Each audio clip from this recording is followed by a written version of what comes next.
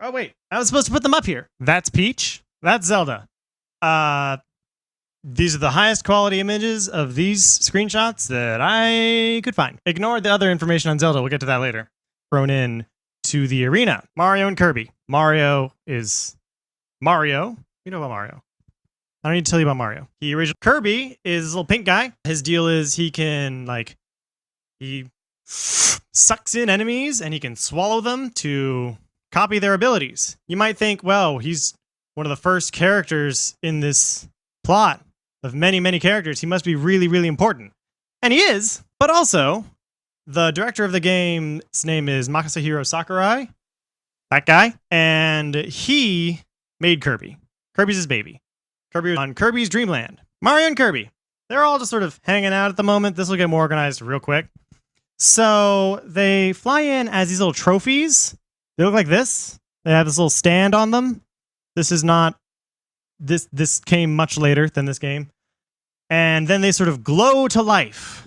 And they fight. They square up against each other. And you, as the player, you get to pick which one you get to fight as. So obviously you pick Mario. And this is where it's a sort of a bit of a timeline split, because then there's a different cutscene based on who wins. Basically what happens is Mario will touch the base of Mario's trophy to revive him. It's unclear on what kind of sensitivity these characters have when they are trophified. I think they're dead, because they sort of just like wake up as if they don't know how much time has passed. It's a little bizarre, especially since they were thrown into the arena as trophies. That's never explained. That's just sort of like, ignore that, have fun. So then they cut to Pit. So Pit is originally from the Kid Icarus games. He is just like a little Cupid guy. He's got wings, he's got a bow and arrow. Eyes is kind of new. He's just kind of watching them. He's looking into a bowl that's filled with water and continues to overflow, and it projects the fight. It's actual gameplay. It's not your gameplay. It's someone's gameplay, but he's excited. He's a sports fan. He likes his sports. Match is over between the two of them. They shake on it. Kirby doesn't really have hands, so Mario just kind of grabs his nub. And then just sort of wave to the crowd. And then darkness envelops. The sky is coated in these sort of reddish black clouds. And the battleship Halberd looms over. The dark bugs form up into these generic enemies that are unique. Peach has femininity. It's cute. So they beat the shit out of those Primids. And that's what the enemies are called, Primids. And then a new guy shows up. The Ancient Minister shows up. Ancient Minister is, as far as we know, original to this game. Mario's hit by a cannonball. Bye, Mario. He's going elsewhere. We don't know where that cannonball comes from. It's never revealed, but we have bigger problems. The girls are in cages by Petey Piranha. Moving on. So we got a bit of a timeline split here, because how the boss fight with Petey Piranha works is it has 2 health bars in this fighting game, and Kirby beats up the cages to drain each of their individual health bars. And whichever cage is broken is whichever princess Kirby outright saves. Obviously, Petey Piranha explodes. The other one is free for now, but obviously Kirby saves Zelda. Peach. So Wario shows up. New character alert. Wario. Wario is just kind of a guy. He's not related to Mario. He first showed up in Mario Land 2. She is turned into a statue. So I guess maybe she's dead? Hard to say. So Kirby escapes with the rescued princess on his warp star. It's just like a little yellow rounded star. He can sometimes call it whatever he wants, but it's very convenient. By the way, this little blur right here is the floating stadium. Not anymore. The bomb explodes and it sort of releases this like black hole thing that just sucks everything in. The gang's been split. we cut to Pit. Remember him? He sees the explosion happen in his little reflection pool thing. So he runs to Palutena, or like an image of her. It goes to like some doors. I guess he's in some kind of temple in the sky. He's up here somewhere. The doors open and he falls back first into the sky. He sort of glides around. It's kind of dope. It's cool. Like, it's what you imagine flight is like. He goes and explores the clouds a bit, and then he finds Mario's trophy, and he rescues him. So Pit is on the A-team. He rescues Mario, and Mario tells him what happened. Again, there are no words. It just sort of flashes back, and it conveys that talking has happened. Pit also sees, before he sees Mario, he sees the halberd, and it drops more bugs, and he does a fight. It's not super important. So then they see the halberd again, and we see an R-Wing take off after it. An R-Wing is like a spaceship that's also a plane. It's from the Star Fox series. Kirby and his princess are being chased by the halberd. Like, it is right on their tail, and it bumps them, and they sort of fly into the air. But thankfully, they are able to land on the halberd somehow. They're just sort of chilling on, it's got a sort of flat deck on the front because of its lengthy shape. But not for long. The halberd starts shooting at said R-Wing that flew at it. R-Wing gets hit, doesn't go down, things are good. But the halberd has this like claw on a chain, and it smashes the R-Wing. And it starts to go down, and it flies right above our B team, who are just sent flying off somewhere. They're just falling for a very, very long time from a ship in the atmosphere. So, are you ready for a new plot? Meanwhile, elsewhere, bananas are being stolen. There's a Donkey Kong beating the shit out of some guys. We watch him just fully crush a Koopa Troopa's shell. It's only shown for like a split second. That guy's dead. Like if Mario jumps on a Koopa, it gets sent out of its shell, and then Mario can crush it to death. But it just disappears in a puff of smoke. This guy, it's nasty, man. He wants those bananas really badly. By the way, Donkey Kong. Remember Donkey Kong 1980? That's when he made his first release, or at least a version of the character. This version of the character was originally Diddy Kong. Diddy Kong is Donkey Kong's friend. Another villain. Put him over here, but away from Wario because they're not together.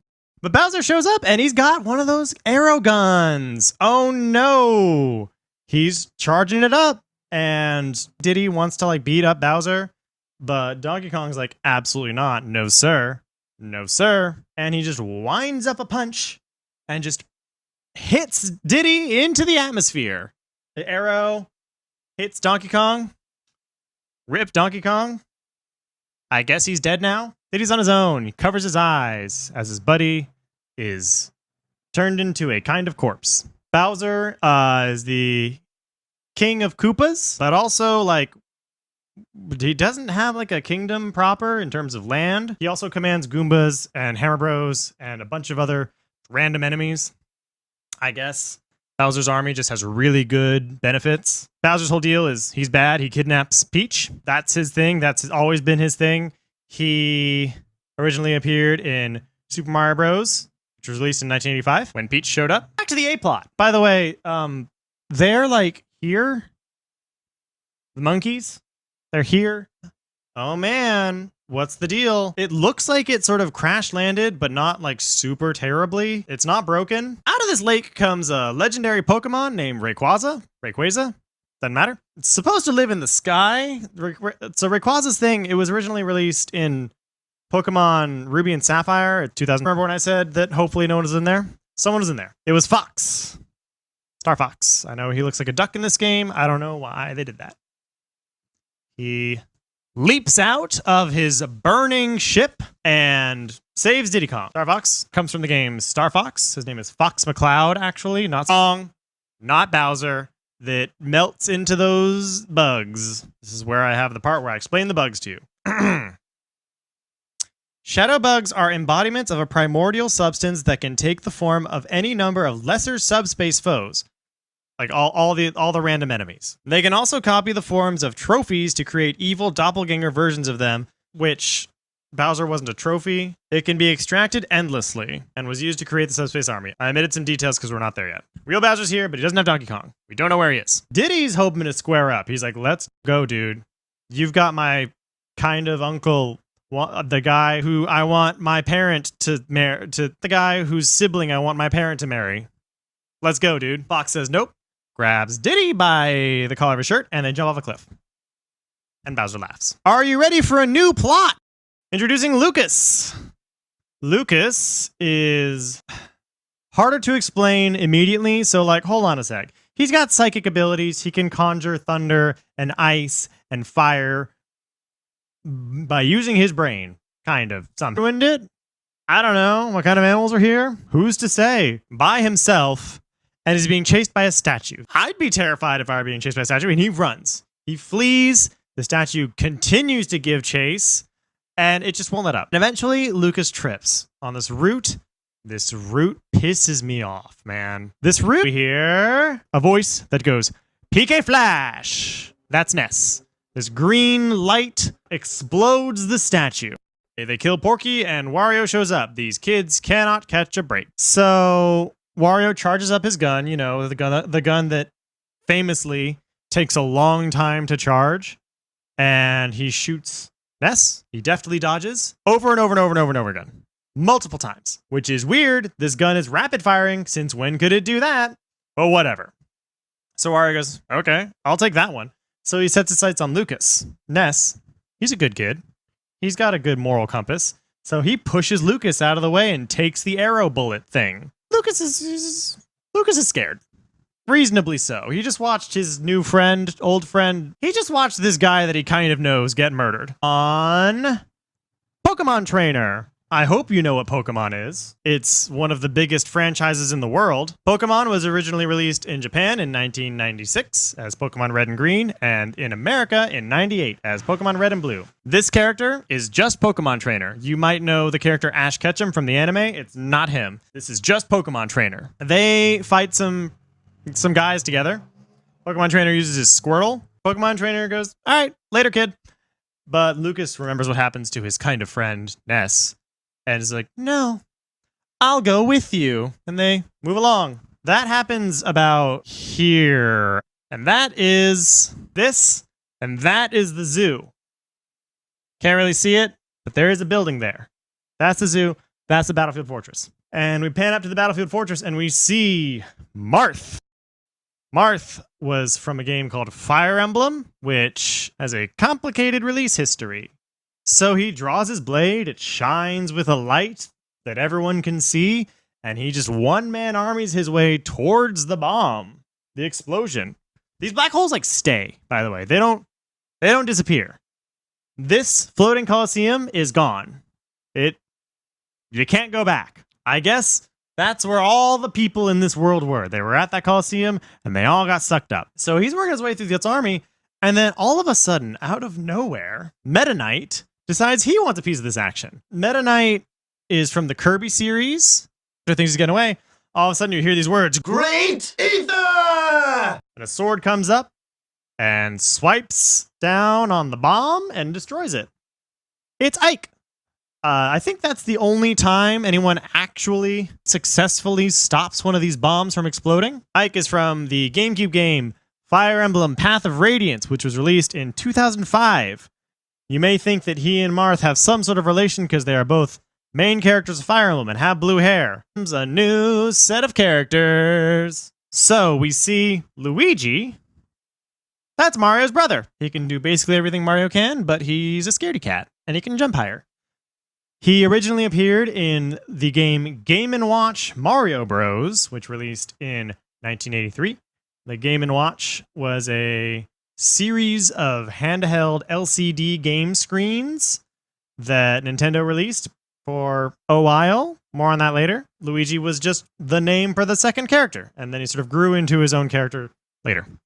So he is standing by a hill. I think like here. He sees a Waddle Dee. A Waddle Dee is like a base enemy in the Kirby game. It's just this sort of little pudgy guy with no mouth and eyes. It's cute. It just sort of walks by him and he goes, "Ah!" And it walks away. And he's, thank God. He's just chilling. And then he gets his back blown out via hammer from King Dedede. Smacks him into the sky. Then he becomes a trophy. So that's fun. King Dedede originally appeared in Kirby's Dream Land also. Is just swarmed by the Waddle Dees. And not only does Dedede take his trophies, he also takes his car. He just Grand Theft Autos him. So Dedede now has the princess, Ness, and Luigi. And a car with a W on it for Wario. That's their own thing. These two are clearly not working together, but these two are. Still don't know where Donkey Kong is. Another plot! So we cut to Link walking through a forest with a fairy by him. Link is the protagonist of the Legend of Zelda series. Like Zelda, it's not always the same Link, but he pretty much looks the same. This one is also from Twilight Princess, these versions of these characters, so they're from the same game. And the fairy is confusing, because the fairy, similar to Navi, which is a fairy who accompanied him in the game Ocarina of Time, which, like, sometimes they use the same Link for different games. This Link is not that Link. So, Twilight Princess was released on both the GameCube and the Wii, and when you pointed the Wii remote at the screen, there was a fairy, so it could be that fairy, but it might not be. The fairy doesn't show up after this. They're just walking through the forest, and Link finds the Master Sword. He pulls it out of its pedestal, Sword in the Stone style. Swing! That's his sword now. Also, he walks by Yoshi, who is just chilling on a log. Stare. We don't know. It looks like a cargo hold of something. Maybe a ship that we've seen before. There's a box on that ship. It's got a little exclamation point on it. PlayStation girlies know what that kind of moves a bit. Maybe there's something inside. It's a cardboard box. How about another plot? We cut to an ass coming out of an air duct. This is not the ass one. There's not a... I don't have a picture of it. This is her without her suit. This is complicated. So I'll start from the beginning. It's a very good place to start. So Samus debuted in Metroid, which was released in 1987 or 1986 in Japan. The whole original thing with Samus was like, big reveal, it's a woman. Depending on how quickly you beat the game. And it's like, whoa, woman! That's crazy! Video game can't be woman. It is the 80s. So she drops out of a vent. She works her way through the research facility number 1. She fights a bunch of Robs through a bunch of hallways. And she discovers Pikachu being tortured. She finds Pikachu in a little tube. And it looks like they are using it for some sort of electrical source. By the way, it's Pikachu. Like, grandmas know what Pikachu is, probably. But, like, it's the Pokemon. It's the main Pokemon. There's one every Thanksgiving at the Macy's Day Thanksgiving Parade, and they find on the camera there's a suit, and Samus sees the suit and she goes, "Yeah, let's go there." But you know, it's a silent film. Pikachu and Samus are up here. It's not fully revealed yet on the map, so I don't think I'll show it yet. Kirby just kind of ditches the princess. They're walking on a road and Kirby just dips. So Bowser takes the opportunity and shoots her. Pew! Gets that trophy. And he's got a dark Bowser, one that's made of the bugs. It does the thing where it makes a dark copy of the princess. So Bowser's got the princess. So this is happening here at the lakeshore. Run by the dark Peach, Zelda, taking aim at them with the gun, but it's sliced in half by Pit. Pit and Mario defeat the dark Zelda, and then Mario sees Zelda seemingly melting at Mario's feet and goes into kill mode. So then Mario and Link beat Mario and Link. So Dedede drives by with his car and just scoops up the losing team because it's got an arm on it. The car has an arm. And he blows a kiss at them? Thanks. But then Kirby comes out of nowhere. He's just like, this was his plan all along, I guess. And he uses one of his abilities called Final Cutter. He makes a blade, cuts off the arm, and saves Mario and Yoshi. So now everyone's together. We got Mario and Pit, Kirby, and Link and Yoshi. Little team here. After their victory, they see King Dedede drive by. We see the actual Zelda. So confusion's over. It's great. It's awesome. Link shoots out Dedede's tire, and they give chase. So they catch up to the car at a cave entrance. So remember, that happened like here at the lakeshore. And I guess the cave is here. Because I think they're going to go through the mountain. We can get rid of these now. So they go through the cave. We cut to someone else. I have this in my notes as the J-plot, but it's just kind of more villain stuff. Sure, why not? Yeah, these are just kind of like our main people. And then these guys are just sort of somewhere. We don't really know where they are at the moment. So we see a hand point and like tell Bowser where to go, kind of. And it pans up, and it is Ganondorf. Ganondorf is the not main villain of Zelda, but kind of. So the original villain of Zelda, of The Legend of Zelda 1986, 1987, was Ganon, a beast king, like a demon guy. It's like this big pig dude.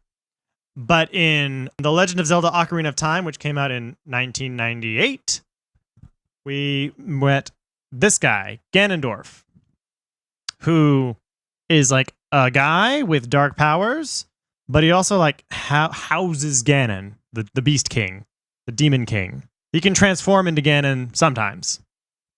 When he feels like it, I guess. Back to these guys. Lucas and Pokemon trainers see a Charizard flying towards some very tall ruins. I believe it is this right here. They're like here at the moment. Pokemon trainer pulls out some photos of a Charizard and an Ivysaur. These are just like cuts of a full image. It's just the image of them from those cuts with a background, like Charizard on a red background, Ivysaur on a green background. I think he just printed them from home. And he pulls them out and he points. He's like, ah, yes, that's a Charizard. Thank God I confirmed that. So they continue onward. I can explain Pokemon now. So they make their way up there. And who's there? Oh my God, it's Wario. Lucas remembers Wario.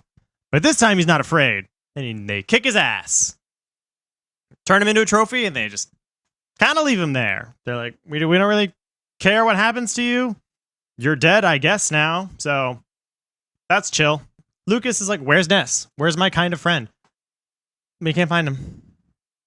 He's nowhere to be found. Kind of sucks. And Pokemon trainer comforts him. He puts his hand on his shoulder. He's like, it's okay, man. You're cool. We'll find your buddy. It's cute. It's like the only character progression in this whole game, kind of. King Dedede is chilling in his castle with his trophies. He's got his princess, his Ness, and his Luigi. And he's glad. He's chilling. I don't know where his army went. Guess they got the day off. Job's done. Pack it up, boys. And he gives them these cute little badges with his face on it. He puts one on Luigi's nose, one on Ness's chest, and one somewhere on the princess. I don't remember. He's so proud of himself. He's got his little collection. Ceiling caves in. So, he takes her. So, Bowser has both princesses. Congrats. The F-plot is just rotting under rubble now. There's probably no bodies under this rubble. So they chase Bowser to a cliff. What cliff? I guess that cliff right there. And Mario is about to just deck him, but Bowser holds up the princess. I was like, aha! You can't attack me unless you want to attack the corpse of your friend / friend. Yeah, Mario's just a really respectful guy and doesn't want to punch a princess. That's really chill of him. But Pit just shoots him with an arrow. Bowser stumbles backwards and falls off the cliff while holding the princess. But not actually. He falls into his clown car. But the princess drops her little Dedede badge, and Kirby looks at it and goes, huh. That's interesting. Then the ancient minister blows up the castle. Back to this guy, Ganondorf. He gets a transmission from Master Hand. Remember like 45 minutes ago when I told you about the hand that in the first game, at the end you fight Master Hand. It's not a playable character. He's the guy. He's you. You're Master Hand because you play with these guys like toys. You let them fight and then they kill you. This is what that has to say about Master Hand. The symbolic link between the real world and the imaginary battlefields of Smash Bros. A being tied to link between this world where trophies fight and the world beyond. And Master Hand just points, and Ganondorf bows and grins. Something's happening. Meanwhile, these guys, Pokemon Trainer and Lucas, they entered that mountain. That one. It's called the Ruins. They make their way through, and they just find Ivysaur's trophy. And Pokemon Trainer just throws his Pokeball and catches it. Then they make their way through. Remember how they saw that Charizard? They get to the end of the ruins, and they fight Charizard. I think, because you can pick whatever character you want. It doesn't have to be like a Pokemon battle. Like, it doesn't have to be Pokemon Trainer using Squirtle or Ivysaur for Charizard. Could be Lucas. Lucas could just beat up a big lizard so the Pokemon Trainer could catch it. This guy, he's a Smash original character. More on him later.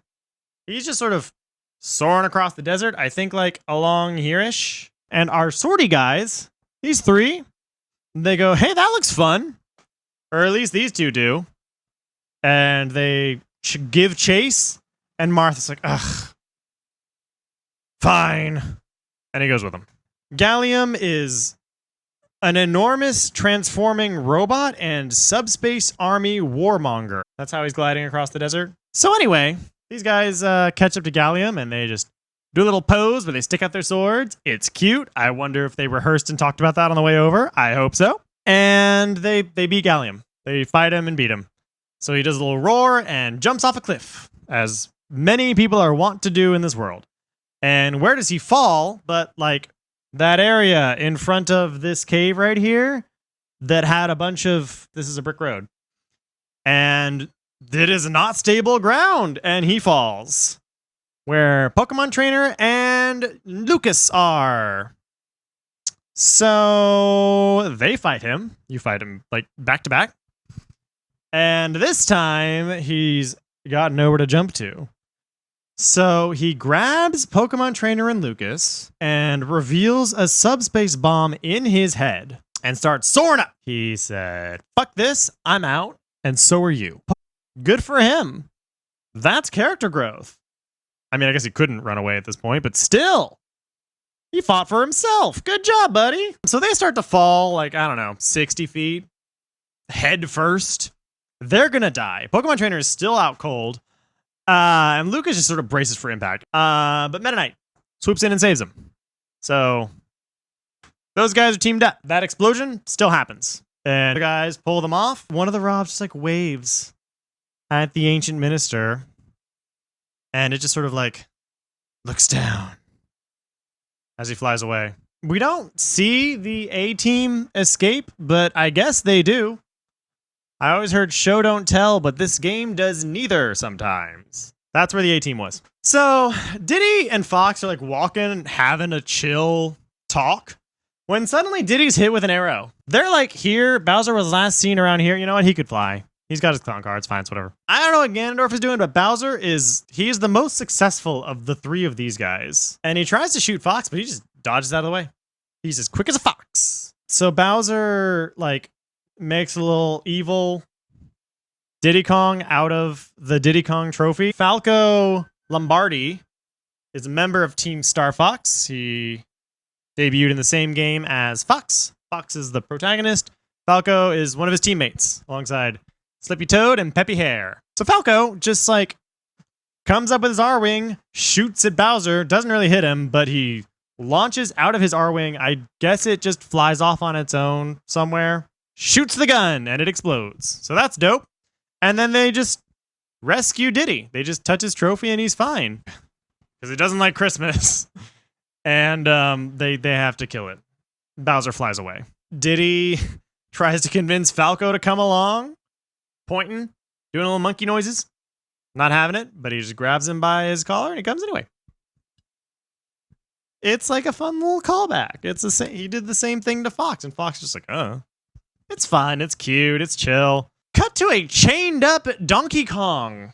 It's still the trophy, but they have him in shackle hovercraft. It's on the water. They're walking near that like river thing, and it's flying off the river, and it takes off towards a floating island.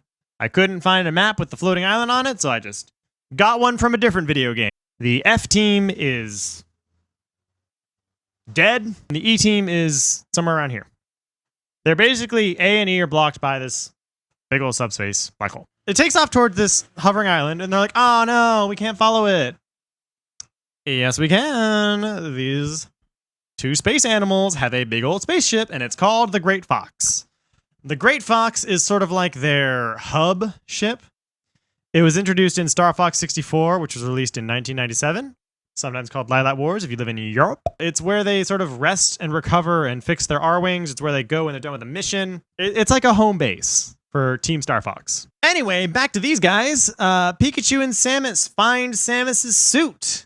They enter the room where it's being held. Hooray! They did some puzzles and stuff. There were keys involved. It was fine. But uh-oh, they're being attacked by two dark versions of Samus's suit. Not Samus. Not Zero Suit Samus, but her suit. Presumably made up of dark bugs. So they fight. The alarm goes off. Samus has her suit back. She is suited up Samus now. Or just Samus. And they make their way through some more hallways until they enter a large cylindrical chamber. Now, what does that mean, folks? We got a boss fight with this guy, Ridley. Like Samus's main rival. Kind of. He doesn't distress any damsels. He's always showing up.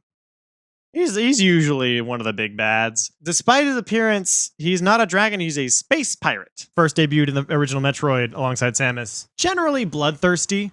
According to Metroid Zero Mission's Japanese website, he is known as the Cunning God of Death. I want a nickname like that. That'd be cool. Like when they call me up at the DMV, can they call me Cunning God of Sexy? And really just like basically kills Samus. He grabs her and just flies along the walls of this cylindrical chamber, drags her along the walls. Her poor neck. It doesn't look good. It looks like it hurts a lot. Pikachu uses thunder. It's like the strongest electric type move. Samus falls to the ground and is fine somehow. So they beat Ridley. And they leave the facility and they exit to like the green outside. It sort of looks like this. This is like weird altar. No explanation on that. But they see a Rob with a subspace bomb, which I don't think they've seen those yet. But they just know it's bad news and they follow him and they go into another door. We cut to a bunch of Pikmin, which are these little plant guys with leaves or flowers or buds sticking out of their heads. They're just whacking on this Rob. They attack by hitting you with said flower. And we see Captain Olimar being a bit afraid of this. He's not a fan. Because the Rob just sort of shakes all the Pikmin off, and a lot of them die. Pikmin are very fragile. He's not happy about this. Olimar is from the game Pikmin, which was released in 2001 for the GameCube. He crash lands on the Pikmin's planet after being hit by an asteroid. He has to use the Pikmin, because he's really small. Olimar is like this big. He crash lands on the planet, and the Pikmin help him get his ship parked back to his ship. Strength in numbers, baby! Then one of his Pikmin, a red one, walks to Olimar and like points behind him, and there's this blue car hovering on up. Out shoots Captain Falcon. Captain Falcon is a bounty hunter / race car driver. I haven't played many of his games. He's from a game called F-Zero, which released in 1990.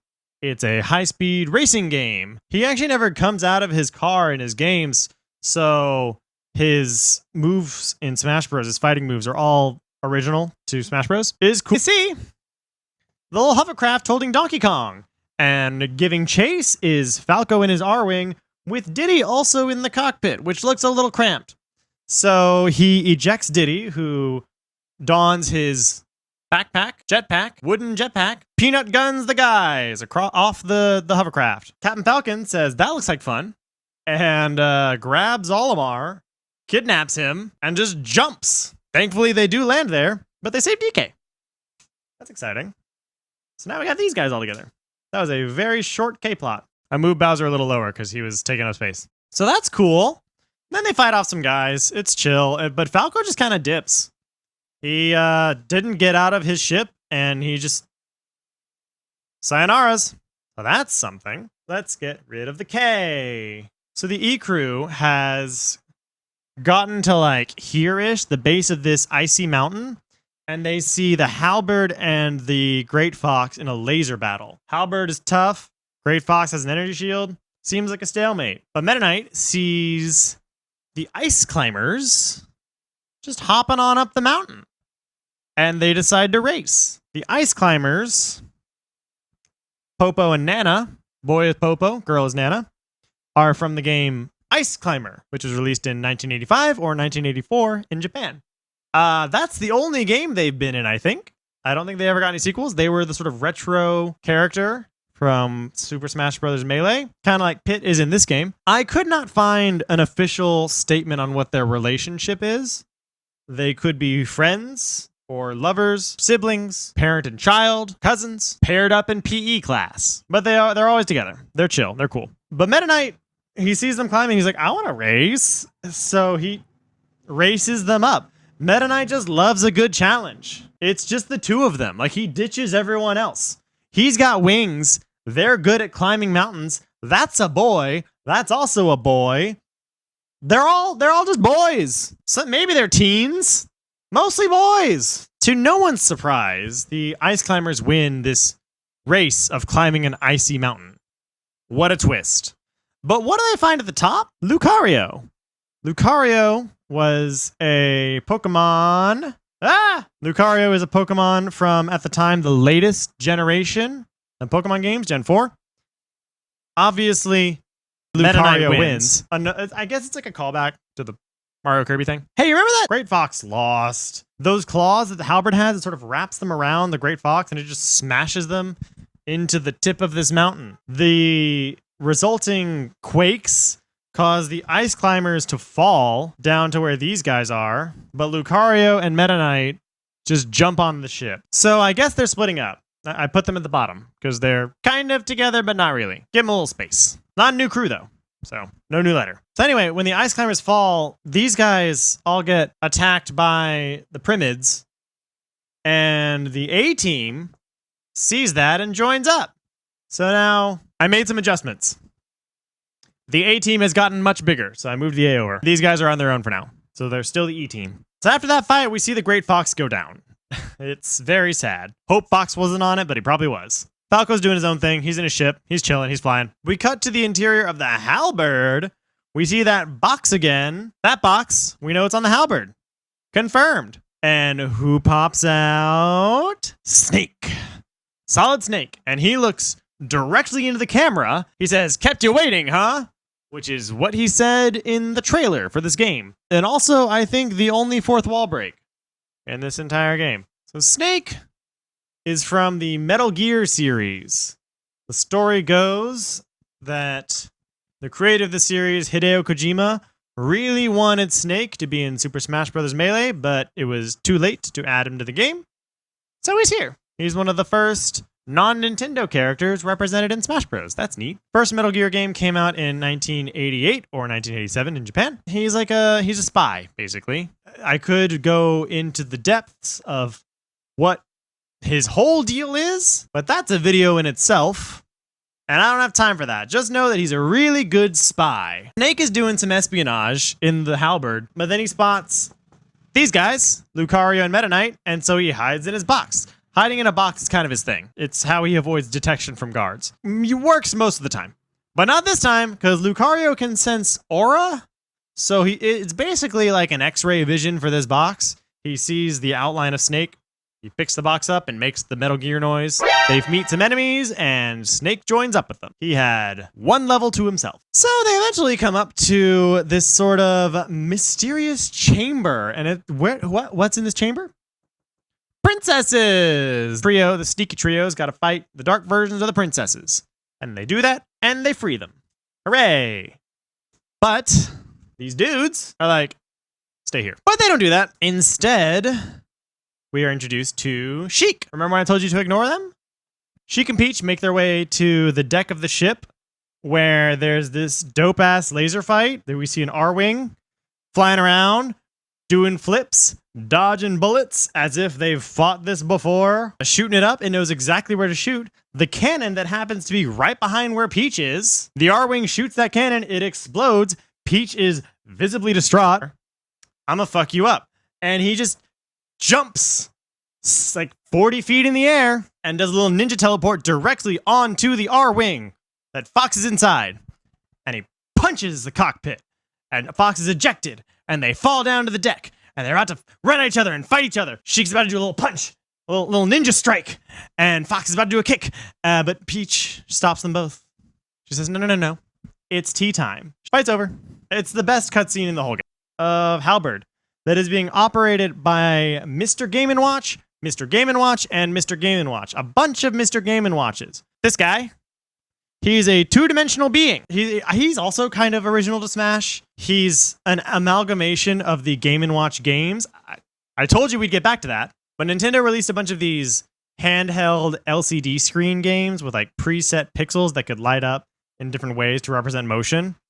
Like a hand going like this to grab something. And they're all called the Game & Watch series. They were released between 1980 and 1991. And Mr. Game & Watch just sort of represents that. He is the Game & Watch. So Snake kills all of the Mr. Game & Watches. He just punts them out of the cockpit. And they conveniently land right where Sheik, Peach, and Fox are. I guess Fox should move here. As they drink tea, interrupting their tea party, it's really rude. Snake has been nothing but rude to these people. I guess he is from like a mature game. Maturity does not equate to losing your manners, sir. Duan. There's not much info on Duan. It's just a boss. One side is guns, one side is sword. So as they beat Duan, he just sort of dissipates into those shadow bugs, and all that's left is Mr. Game & Watch's trophy. Fox, ready to kill. It is on site for him. He does not trust whatever this is. But Peach goes, no. I'll take care of this. And he's just chilling. He's having a good time. Back to these guys. They are running down a hallway. There's an alarm. Things are bad. They bust down a door. They're working their way through this research facility. It's very interesting. The research facility has some of the only, like, background storytelling in the game, because you can see these tubes where it seems like they are making the Primids. But also at the same time, when they just release the shadow bugs, the Primids just sort of form in place. They have enemies in tubes. It's a cool aesthetic. Samus and Pikachu, they run down this alarmy hallway. They bust down a door. They're greeted by the Ancient Minister on site. Samus has her arm cannon. Pikachu's surging with electricity. But the Ancient Minister, he just looks down. And they're like, what? What's happening? They hold their fire. Cut to the C team, busting down a door, and they end up in the same room, keeping the groups together, kind of. So they're all in the same room. It's confusing. What's going on? A holographic Ganondorf shows up. It's like big and red, and he just orders the Robs to activate all the bombs. They have red eyes. Their protocol tells them to do this. The Robs start fighting back. They start eye lasering their leader. He is burning to death. Everyone's trying to stop these Robs. Nothing is working. A bunch of birds show up. These birds are like, they're called this. They're regular enemies. But then, from the flames of the Ancient Minister, an eye laser starts shooting down the birds. It's the Rob. The flames go out, and we have the robotic operating buddy on our side. He said, none of this. I'm done.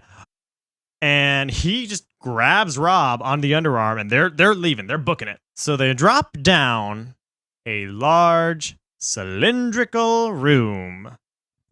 Captain Falcon goes, and here comes the Falcon Flyer. It's like a big ship. It's bigger than his other car. It's actually Smash Bros. Original. It originated in Smash Bros. Melee, which is kind of weird. I didn't know that. Presumably, it's how he travels through space. He goes to other planets to bounty hunt and race cars, by the way. So they're leaving out a tube. It's like a nice, convenient, 2 long tubes. And whoops, here comes Meta Ridley. It's just Ridley, but he's coated in metal. It's a really dope boss fight. Oh, I didn't make it big enough. Just ignore the edges. These guys, there's Falco. I totally forgot to make note that Falco was in the Duan fight, so he's with the Halberd crew. Falcon Flyer crew escapes the explosion, and they meet up with the A-team. And so does the Halberd crew. So everyone's together, except for these guys. We've got the gang. Everyone's here, except for the villains. That just shoots more subspace black hole things. So that's not good. And who's on it? Bad boys. Bowser and Ganondorf. They're firing the cannon. In the flesh, we finally see Ganondorf. It starts falling apart. It's in flames. It explodes. The assault failed. Except it didn't, because we see 4 more ships show up. Captain Falcon's Falcon Flyer, Olimar's Hocotate freight ship from Pikmin 2, Samus's gunship, and Falco's R-Wing, presumably, because Fox's had its cockpit broken when the fight was Sheik. And so they're flying through all these lasers. They're dodging them left and right. It's incredible. But then we look up to the sky, and what do we see? Kirby reveals these wings that just emit this trophification wave. It turns literally everybody into a trophy. That's it. Game over. There's no one to play as. There are no heroes here. They're all trophies. Villains are trophies. Heroes are trophies. These guys been trophies. We're done. That's it. But at the same time, Taboo's like, if anyone can come stop me, here's some stairs. And then he surrounds himself with these like world spheres that have like images of places we've been. And then we see inside those crumbled ruins, these. The ones with King Dedede's castle. King Dedede's badges begin to glow and revives Luigi and Ness, who in turn revive King Dedede, and he's so happy. He's like, oh my god, guys, you're my heroes, man. Like, thank God. MVP right here for just having a dope badge. The 3 of these guys make their way through this weird subspace, come across Bowser and revive him, and Bowser's looking for a fight. I think he's just got some anger issues. They kick his ass easily. But Dedede revives him again because he's just that cool. And he's like, look at that. Look at those stairs. There are bigger issues here. And Bowser's like, fine. So I guess we got a new little squad. Wario's still dead. So by the way, as this team is making their way through this weird subspace where they get to Bowser and fight him, they are also finding everyone else's trophies, or at least some of them, and joining up with everyone. Assuming you did that, like, as the player. Oh no, it's uneven. But you don't get everyone. I looked at my notes. The reason why Bowser actually ended up joining is because he saw Master Hand's corpse. So I guess he was also, like, equals with Ganondorf, kind of, but not really. We've got about half the roster here with us. Only half. And that's when we see Kirby. Kirby gets revived out of nowhere. Weird. He didn't have a badge. Or did he? He remembers looking at and swallowing the badge that the princess had when Bowser kidnapped her. Remember that? So he gets up and he picks up the other half of the crew. When he meets up with King Dedede, he's so happy to see him. Dedede's like, hey, bestie, how you doing? Where you been? Let's go to the Great Maze. That's the name of the final level. It's called the Great Maze. If you revive Link and Zelda, they will revive, in a cutscene, they'll revive Ganondorf. And he's like, what are you doing? Aren't we like enemies?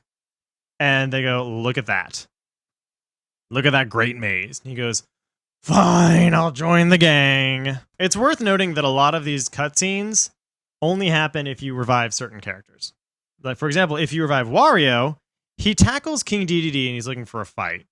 You've noticed that King Dedede is in a lot of these cutscenes. He's one of the only characters that the game can guarantee that you have at this point. So Wario's trying to pick a fight with King Dedede, but they're like, hey, look at the maze, man. Look, if he's pulling out those wings, it's just gonna happen again. Like, they can't stop this attack. But you know who can? Sonic the Hedgehog. Cool. He's fast. He's the fastest thing alive. He's awesome. He's dope, man. But he's not very good in the fight. I mean, kind of. I don't know. You could use him if you want. So they beat Taboo. That would kind of suck, wouldn't it? Like, that'd be cool. If the city I lived in had a floating island above it and then it disappeared in a big old black hole, I'd be pissed. Wonderful sunset over the ocean, and it plays the gorgeous Latin theme of this game. It's wonderful. It's great. It's fun. It's dope. It's sick. It's tight. I Had a fun time playing it. You may notice that there are a couple of spots left. There are 3 more characters. That's everyone. That is what the character select screen kind of looks like. But yeah, I hope you enjoyed this. I had a good time doing this.